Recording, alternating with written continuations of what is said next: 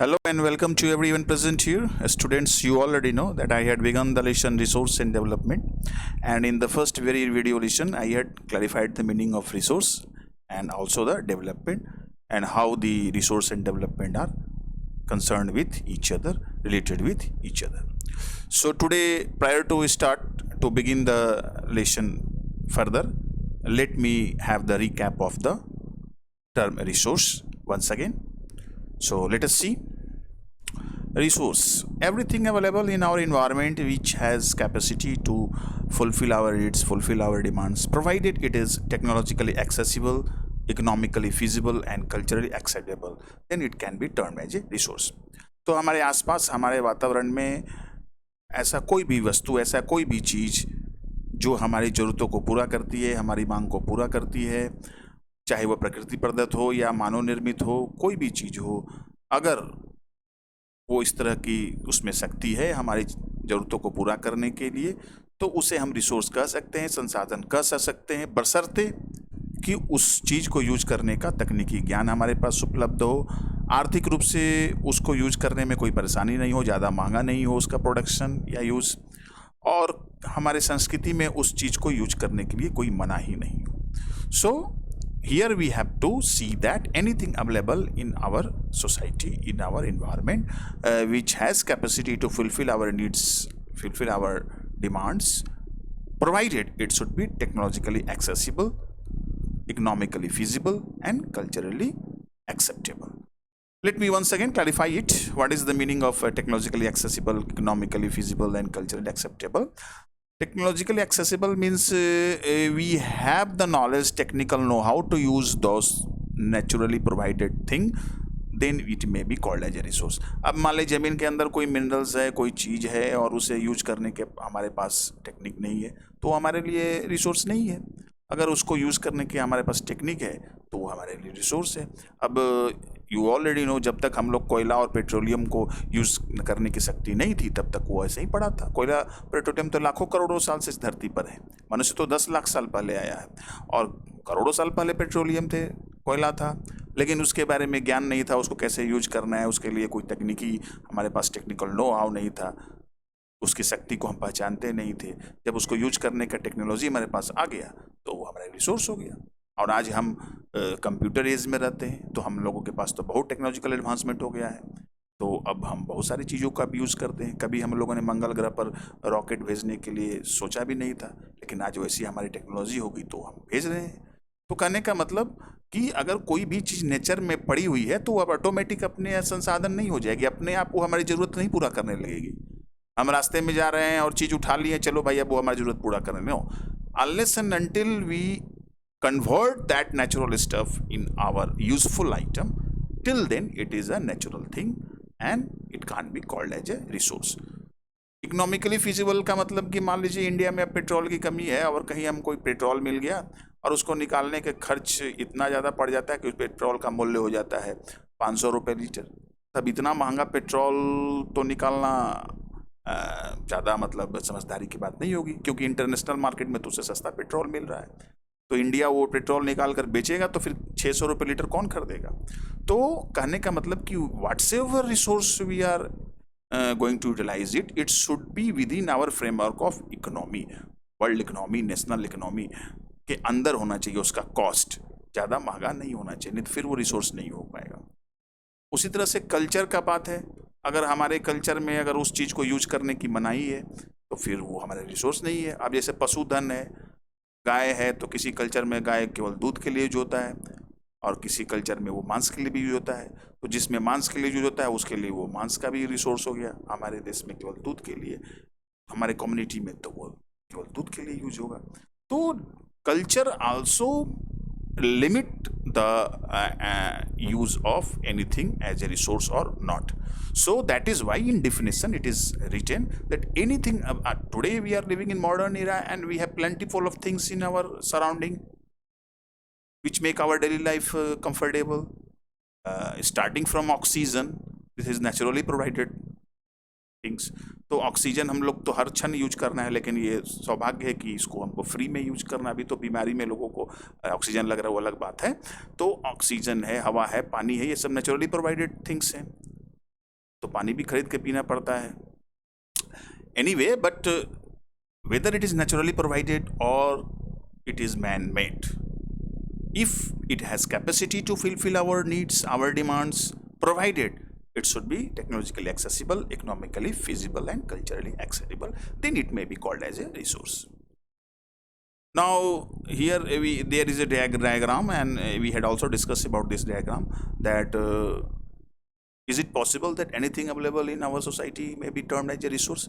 क्या कोई भी चीज़ उपलब्ध है सबको रिसोर्स कह देंगे? जब तक उसमें शक्ति नहीं होगी हमारी जरूरतों को पूरा करने की, तब तक तो रिसोर्स हमारे लिए है नहीं। लेकिन किसी भी चीज़ को शक्ति कहाँ से आती है कि वो हमारी जरूरतों को पूरा कर ले? या तो वो मैन मेड होगा या फिर नेचुरली प्रोवाइडेड होगा। तो अब मान लीजिए ऑक्सीजन है, तो ऑक्सीजन तो नेचर ने दिया है, इसको यूज करने के लिए हमको कोई ज़रूरत नहीं है। हम लोग सेल्फ ऑर्गेनिज्म डेवलप हैं, खुद ऑक्सीजन ले लेते हैं। लेकिन आज हम मोटर बाइक यूज कर रहे हैं, आज हम कंप्यूटर यूज कर रहे हैं, आज हम मोबाइल यूज कर रहे हैं, तो इसका जो पार्ट्स है इसको तो कोई बनाया होगा ना, तब तो यूज कर रहे हैं। और पार्ट्स भी आए होंगे तो मिनरल्स से, नेचर से सब आए हैं। ये पार्ट्स तो कहीं मंगल ग्रह से तो आए नहीं है। तो नेचर के चीज़ों को हम लोगों ने फैक्ट्री में प्रोसेसिंग करके फिर अपने आसपास इतनी मशीनें देखते हैं, चीज़ें देखते हैं, बनाया है हम लोगों ने, तो तब नो यूज लायक हमारे हुआ है, तब ना वो हमारी ज़रूरत पूरा कर रही है। तो कहने का मतलब कि कोई भी चीज़ रिसोर्स कहलाता कब है? Only availability in nature is not going to be called it as a resource. तो ह्यूमन बीइंग क्या करता है कि एक तरफ फिजिकल इन्वायरमेंट होता है, दूसरी तरफ टेक्नोलॉजी होती है और तीसरी तरफ इंस्टीट्यूशंस होती है। इन तीनों के बीच में इंटरडिपेंडेंस है। Human kind interact with the physical environment with available technology to convert the natural stuff in a usable item so that it may be called as a resource. And then it has made so many institutions which help in the economic development. तो that is why यहाँ पर यह दिखाया गया है कि human being interact with nature through technology and create institutions to accelerate their economic development. तो human being जो है, आदमी जो है, मनुष्य जो है इस धरती पर, वो हजारों सालों से, लाखों सालों से धरती पर रह रहा है, लेकिन पिछले 200-300 सालों में ही वो ज़्यादा एडवांस हुआ है। तो पिछले 200-300 सालों में उसने नेचर में बहुत सारी चीज़ों को अपने टेक्नोलॉजी के बल पर यूज करके उसको रिसोर्स में कन्वर्ट किया है, और फिर इंस्टीट्यूशंस के सहारे अपना धीरे धीरे इकोनॉमिक डेवलपमेंट किया। इंस्टीट्यूशंस में देश आ सकता है, गवर्नमेंट आ सकती है, फैक्ट्री आ सकती है। मतलब हम लोग जो डेवलपमेंट करते हैं, इकोनॉमिक डेवलपमेंट, वो धीरे धीरे होता है। हर देश का अपना एक गवर्नमेंट होती है, सरकार होती है, इकोनॉमिक सेटअप होता है, उसके तहत वो रिसोर्स यूज होता है कि कैसे यूज हो, तो उसी को इंस्टीट्यूशंस कहते हैं, संस्था कहते हैं। तो इंस्टीट्यूशंस बनने से इकोनॉमिक डेवलपमेंट एक्सेलरेट हो जाता है, वो ज़्यादा तेज़ी से होता है। जैसे इंडिया है, अब इंडिया में हर स्टेट का डेवलपमेंट होना है, तो उसके लिए अब हमारा देश में बजट पास होता है, फैक्ट्रियाँ होती हैं, तो इस तरह से रिसोर्स में उसमें यूज होते हैं। ये नहीं है कि कोई कुछ लोग अपने पास, जिसने रिसोर्स खोजा वही अपने पास रख लिया है और वही केवल उसका यूज कर रहा है। तो हमारे पास देश में, समाज में इंस्टीट्यूशंस होते हैं, उसके सहारे इकोनॉमिक डेवलपमेंट होता है। तो ये एक आपका डायग्राम था कि इंटरडिपेंडेंसी है physical environment, technology and institutions का, और तब इकोनॉमिक डेवलपमेंट इंश्योर होता है। Then classification of resource. This is our today's topic. Broadly, resources are divided into two categories: natural resource and human resource. Natural resource में भी two types होते हैं, renewable and non-renewable. Renewable का मतलब जिसे हम लोग एक बार यूज करने के बाद फिर दोबारा यूज करने की पोजीशन में ला देते हैं, और non-renewable है कि एक बार यूज हो गया तो फिर वो दोबारा यूज नहीं होगा, समाप्त हो जाता है हमेशा के लिए। तो रिन्यूएबल में आपका कंटिन्यूअस है या फ्लो है, जैसे वाटर है, विंड है, ये हमेशा से है धरती पर, यूज करते रहिए, पॉल्यूशन मत कीजिए बस। और दूसरा है बायोलॉजिकल में आपका नेचुरल वेजिटेशन है, वाइल्ड लाइफ है, तो ये रिन्यूएबल है। पेड़, नए पेड़ लगाते जाइए, पुराने पेड़ काटते जाइए, नए जानवर को पाल पोस कर उसको, मतलब ह्यूमन एनिमल हस्बेंड्री कीजिए, या अभी वाइल्ड लाइफ है तो उसको नेशनल पार्क में या फिर वाइल्ड लाइफ सेंचुरी में उसको प्रोटेक्ट कीजिए, तो उसके बच्चे होते रहेंगे, इस तरह से वो रिन्यू होते रहेगा। गाय भैंस बकरी पालन करते रहिए, तो आपका वो संख्या बढ़ती रहेगी। तो इस तरह से आपका रिन्यूएबल में एक कंटिन्यूअस होता है, जैसे कि वाटर है, विंड है, और बायोलॉजिकल में नेचुरल वेजिटेशन और वाइल्ड लाइफ आता है। नॉन रिन्यूएबल में आपका दो है, एक है रिसाइकेबल, एक नॉन रिसाइकेबल।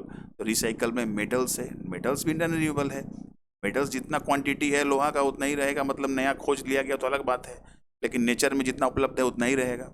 उसको रिसाइकिल कर सकते हैं एक बार यूज़ करने के बाद। और फॉसिल फ्यूल्स मतलब जीवाश्म ईंधन, मतलब कि पेट्रोल और कोल है, वो एक बार यूज होने के बाद हमेशा के लिए समाप्त हो जाता है। और ह्यूमन रिसोर्स जो है वो ह्यूमन में आपका 2 कैटेगरी है।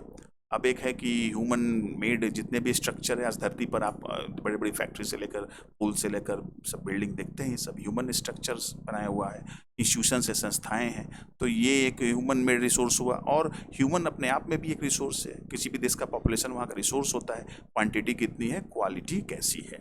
So these are the classification resources we will study in detail. तो living things, non living things, there are 2 broad categories of resources. If resources are obtained from living things, that is called biotic. If it is obtained from non living things, it is called abiotic. तो biotic में आप plants हैं, animals है, तो ये सब biotic हो गया। और उसी तरह से एबायोटिक में सॉइल है, वाटर है, मिनरल्स है, एबायोटिक हो गया। On the basis of origin, biotic resources obtain from biosphere, तो जीव मंडल से इस रिसोर्स को प्राप्त किया जाता है। हैव लाइफ्स, इसमें जीवन होता है। ह्यूमन बींग्स इसमें आते हैं। फ्लोरा मतलब जितने भी वेजिटेशन है वो आते हैं। फौना मतलब जितने भी एनिमल्स हैं इसमें आते हैं। फिशरीज मछली आती है। लाइव स्टॉक जितने मवेशी है, गाय भैंस भेड़ बकरी, ये सब इसमें आते हैं। तो ये आपका हो गया बायोटिक रिसोर्स। एबायोटिक रिसोर्स में is obtain from non living things, rocks से मिनरल्स मिलते हैं, मेटल्स मिलते हैं। जितने भी मिनरल्स हैं वो मतलब वो एबायोटिक है। तो दूसरा है category on the basis of exhaustibility, मतलब कि वो जो रिसोर्स है वो धरती पर कितना दिन तक चलेगा, कभी समाप्त होगा भी कि नहीं होगा। तो समाप्त होने के आधार पर on the basis of exhaustibility it has 2 broad categories, renewable resources and non renewable resources. तो अब renewable resources are those resources which can be replenishable after use, it can be renewed after use, it can be reproduced after use by any method, physical, chemical or mechanical process. So any resource which can be reproduced, which can be replenished once after getting used, either through physical, chemical or mechanical process, that is called renewable resources. solar energy है, wind energy है, water energy है, forest है, wildlife है, तो ये सब जो है renewable source of energy है। और non renewable resources are those resources which takes millions of years for its formation, and if it's get utilized once, it is ended forever. It is no longer can be renewed for another use, or once it is get used, it get exhausted forever. तो non renewable resource ऐसे resource हैं जिसको एक बार हम लोग use कर लेते हैं तो फिर दोबारा यूज के लायक नहीं रहता। हाँ, उसको रिसाइकिल कर सकते हैं इसमें, जैसे कुछ मेटल्स है जिसको रिसाइकिल कर सकते हैं, आयरन है, कॉपर है, लेकिन फॉसिल फ्यूल्स है वो रिसाइकेबल भी नहीं है, जैसे इसमें पेट्रोल्स है, कोल्स है। If it is once utilise it can not be renewed. So on the basis of exhaustibility, resources has 2 broad categories, renewable resources and non-renewable resources. On the basis of ownership, मालिकाना हक के आधार पर the resources has 4 broad categories, individual मतलब कि व्यक्तिगत resource, community owned मतलब कि सामुदायिक संसाधन, नेशनल मतलब राष्ट्रीय रिसोर्स, इंटरनेशनल मतलब अंतर्राष्ट्रीय संसाधन। So how is it that? Let us see. Individual resources are resources that are owned privately by individual. So any resource which is under control of any individual, that is called individual resource. It may be land owned by the farmer. किसानों की अपनी जमीन उसका individual resource है. Their pasture land, plantation, बगीचा, चरागाह, सब pond, अपना तालाब, वो सब उनका इंडिविजुअल रिसोर्स है। शहरों में जिनका अपने हाउस है, प्रॉपर्टी है, फ्लैट्स है, वो सब उनका अपना इंडिविजुअल रिसोर्स है। अपनी कार है, अपना प्राइवेट जो भी आपका प्राइवेटली चीज़ है वो आपका इंडिविजुअल रिसोर्स है। Community resource are those resources which is accessible to all the members living in a community. अब कम्युनिटी रिसोर्स ऐसे रिसोर्स को कहते हैं जिसमें समाज में, मोहल्ले में रहने वाले, समुदाय में रहने वाले सभी लोगों का उस पर अधिकार होता है, वो वहाँ आसानी से जा सकते हैं, उनके पहुँच के अंदर होता है। जैसे अब गाँव में होता है ग्रेजिंग ग्राउंड, चारागाह होता है, किसी के भी मवेशी वहाँ जा सकते हैं। बरियल ग्राउंड्स होते हैं, जहाँ शव जलाया जाता है, कब्रिस्तान गाड़ा जाता है, वो किसी का पब्लिक नहीं होता है, प्राइवेट नहीं होता है। विलेज पॉन्ड्स, गांव का अपना जो तालाब होता है वो सभी लोग उसमें जाते हैं। उसी तरह से शहरों में पब्लिक पार्क्स होते हैं, पिकनिक स्पॉट्स होते हैं, प्ले ग्राउंड्स होते हैं, बड़े बड़े मैदान होते हैं। गवर्नमेंट्स का जो चीज़ होता है वो कम्युनिटी रिसोर्स कहलाता है इंडिया में। उसके बाद नेशनल रिसोर्स, राष्ट्रीय संसाधन क्या है? तो राष्ट्रीय संसाधन में, नेशनल रिसोर्स में जितने भी रोड्स हैं, कैनाल्स हैं, रेलवेज हैं, मिनरल्स है, वाटर रिसोर्सेज, नदियां हैं, फॉरेस्ट है, वाइल्ड लाइफ है, ये सब नेशनल रिसोर्स है। पॉलिटिकल बाउंड्रीज, देश की सीमा के अंदर जितने भी रिसोर्स हैं वो नेशनल रिसोर्स है।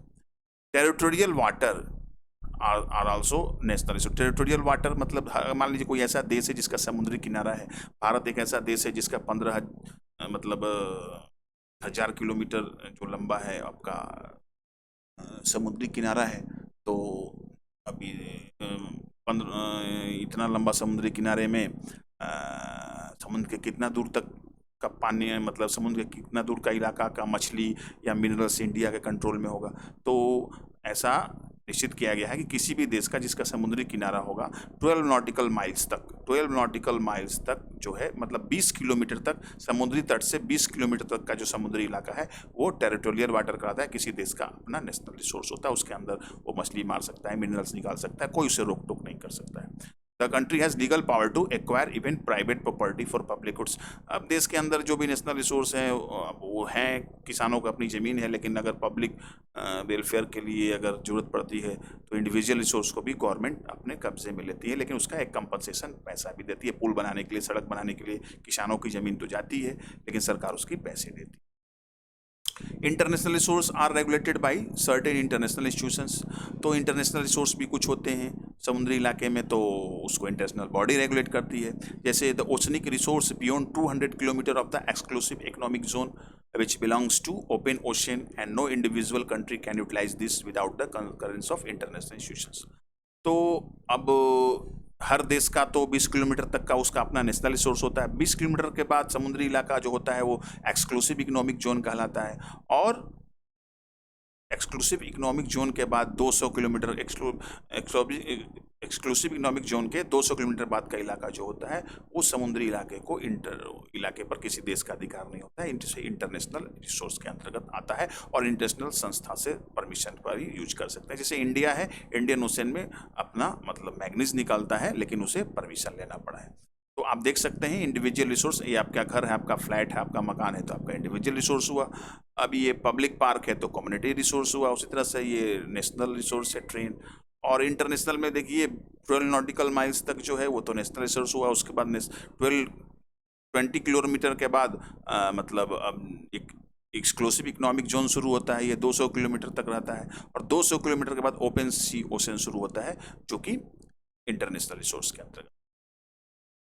On the basis of development, on the basis of development की मतलब कोई भी रिसोर्स जो है हम उसको रिसोर्स कहते हैं क्योंकि मनुष्य ने अपनी टेक्नोलॉजी से उस चीज़ में कुछ परिवर्तन किया है, एक यूजेबल आइटम के रूप में कन्वर्ट किया है, तो हम उसको रिसोर्स कहते हैं। लेकिन वो प्रकृति से मिनरल्स के रूप से लेकर के यूज करने तक बहुत सारे प्रोसेस से होकर गुजरता है, फैक्ट्री से होकर गुजरता है, तब वो हमारे टेबल पर, हमारे घर में पहुँचता है। अब घर में हम बहुत सारा चीज़ यूज कर रहे हैं, प्लास्टिक है तो प्लास्टिक मतलब पेट्रोलियम प्रोडक्ट से बनता है, उसी तरह से मान लिया लकड़ी है तो फॉरेस्ट से आता है, उसी तरह से हमने लोहा का सामान है तो वो फिर कभी आयरन के रूप में कभी होगा। तो कहने का मतलब कि वो नेचुरल थिंग्स से रिसोर्स बनने में बहुत स्टेजेस से पहुंचने के बाद वो हमारे घर में पहुंचा है जिसको हम यूज कर रहे हैं। तो उस स्थिति में कौन सा चीज़ अभी डेवलपमेंट के किस स्टेज में है उसको हम यूज कर सकते हैं, नहीं कर सकते हैं, उस आधार पर रिसोर्स को 4 कैटेगरी में बांटा गया है। पोटेंशियल रिसोर्स, अब एक रिसोर्स है जिसको कि उसमें शक्ति है, उसमें संभावना है हमारी ज़रूरतों को पूरा करने का, और अभी हम उसका यूज नहीं कर रहे हैं, लेकिन उसमें पोटेंशियल है, शक्ति है। जैसे कि गुजरात और राजस्थान में, गुजरात में विंड एनर्जी की बहुत शक्ति है। गुजरात समुद्री किनारे तट से लगा हुआ है और वहाँ तेज़ हवा चलती है, तो अगर वहाँ पर हम तट के किनारे लंबे लंबे विंड मिल लगा दें और विंड मिल में बड़े बड़े जिसको कि पवन चक्की कहते हैं और उसमें पंखा चलाएं और नीचे में जनरेटर लगा दें तो बिजली बनेगी। तो अब उतना तो पवन चक्की लगी नहीं है, लेकिन उसमें पोटेंशियल उस इलाके में हम लोग कर सकते हैं। राजस्थान गर्म इलाका है, मरुस्थल इलाका है, खूब धूप पड़ता है ज़्यादा, वहाँ सोलर डेज ज़्यादा होते हैं। अगर हम खूब वहाँ पर मतलब सोलर प्लांट्स लगा दें तो वहाँ सोलर एनर्जी बन सकता है, लेकिन अभी हम लोगों ने उतना उसका यूटिलाइज नहीं किया। तो कहने का मतलब potential resources are resources found in a region which not have been utilised up to full potential and it may be utilised. तो उस इलाके में होता है लेकिन उसको हम लोग यूज नहीं किए हैं, लेकिन यूज कर सकते हैं। डेवलप्ड रिसोर्स, विकसित संसाधन क्या है? Are resources that have been surveyed and determined for utilisation both qualitative and quantitatively. The development of resource depends on technology and level of their feasibility. तो विकसित संसाधन ऐसा संसाधन है जिसके बारे में पता लगा लिया है कि कितनी मात्रा में और उसका क्वालिटी कैसा है और वो यूज करने लायक है उपलब्ध टेक्नोलॉजी के आधार पर, तो उसे डेवलप्ड रिसोर्स कहते हैं। स्टॉक, स्टॉक क्या है? Stock refers to the material in the environment which have the potential to satisfy human needs but human being don't have appropriate technology to access this. Stock ऐसे resource को कहते हैं, ऐसे material कहते हैं, resource को नहीं कहते। रिसोर्स तभी वो बना ही नहीं, ऐसा नेचुरल मटेरियल है, नेचुरल थिंग है जिसको में शक्ति है हमारी जरूरतों को पूरा करने के लिए, लेकिन उसको यूज करने के पास हमारे पास टेक्नोलॉजी नहीं है। जैसे आप वाटर देखिए, वाटर हाइड्रोजन और ऑक्सीजन गैस से मिलकर बनता है। अगर वाटर से हम हाइड्रोजन को अलग कर दें तो हाइड्रोजन तो बहुत ही ज्वलनशील गैस होती है, हमारा ईंधन का सारा काम ही खत्म हो जाएगा। 70% वाटर है धरती पर, वाटरी ब्लू प्लेनेट कहते हैं इसको, लेकिन still human kind has not have technology that it can separate oxygen and hydrogen from water and it can be utilise as a fuel. तो हाइड्रोजन को ऑक्सीजन से अलग करके, पानी में से, जल में से हाइड्रोजन ऑक्सीजन को अलग करके फिर हाइड्रोजन को ईंधन के रूप में यूज करने की शक्ति हमें अभी नहीं है, इसलिए अभी ये स्टॉक है। रिजर्व्स, रिजर्व क्या होता है? मतलब जैसे लोग कहते हैं कि भाई आपके घर में कुछ सामान यूज के लिए आया, खत्म हो गया, तो नहीं मैं बचा कर कुछ रखा था, रिजर्व में रखा था। तो रिजर्व भी एक स्टॉक का ही रूप है और ये जो है इसको यूज करने के पास टेक्निकल नो हाउ है, लेकिन अभी हम इसको यूज नहीं कर रहे हैं, भविष्य की जरूरतों को देखने के लिए यूज कर सकते हैं। So the reserves are subset of stock which are yet to be put into use with the help of existing technical. जो हमारे पास उपलब्ध तकनीकी ज्ञान है उसके आधार पर उसका हम यूज कर सकते हैं सब उस नेचुरल मटेरियल का, लेकिन अभी हम लोगों ने यूज नहीं किया है, भविष्य में उसको यूज करेंगे। जैसे river water can be use for generating hydroelectricity. तो भारत में हिमालय क्षेत्र में या डेक्कन प्लेटो एरिया में बहुत सारी नदियाँ पहाड़ी इलाकों से निकलती है और ऊंचे उसमें जलप्रपात होते हैं और वहाँ पर हम हाइड्रोइलेक्ट्रिसिटी पैदा कर सकते हैं, लेकिन अभी हम लोगों ने उसका यूज़ नहीं किया। हाइड्रोइलेक्ट्रिसिटी लगाने का हमारे पास शक्ति है, टेक्निक भी है, लेकिन हम लोगों ने अभी उसका यूज़ नहीं किया, इसलिए वो हमारे लिए अभी रिजर्व के रूप में। So in this way we can see that resources are divided into different categories on different phases, and on the basis of origin it may be biotic and abiotic, and on the basis of exhaustibility it may be renewable, non-renewable, on the basis of ownership it may be individual, community, national, international, and on the basis of development it may be potential resource, developed resource, stock and reserves. So in this way we come to know about the meaning of resource and the interdependence of a resource, physical human being in relation to the technology, physical environment and institutions, and then we studied about the classification of resources. So further we will discuss that how did humankind have utilized the resource indiscriminately, and what are its bad influence, and what is the meaning of sustainable development. Okay, we will read it in next video. Till then, okay, all of you.